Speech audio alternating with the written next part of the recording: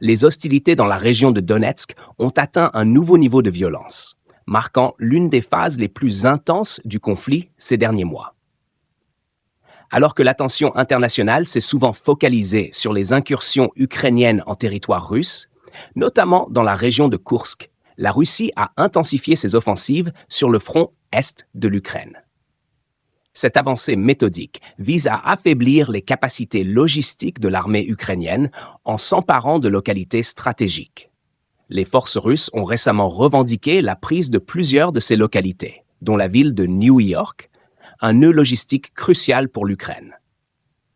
New York, malgré son nom peu commun, joue un rôle stratégique important pour les lignes d'approvisionnement de l'armée ukrainienne.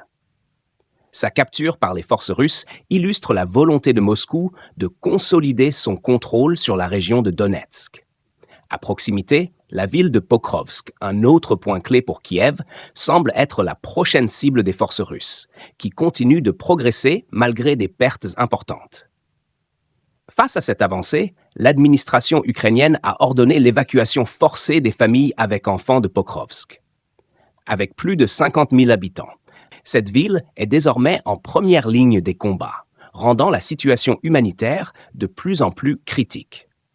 Cette offensive russe dans la région de Donetsk semble indépendante des récentes réussites ukrainiennes sur d'autres fronts.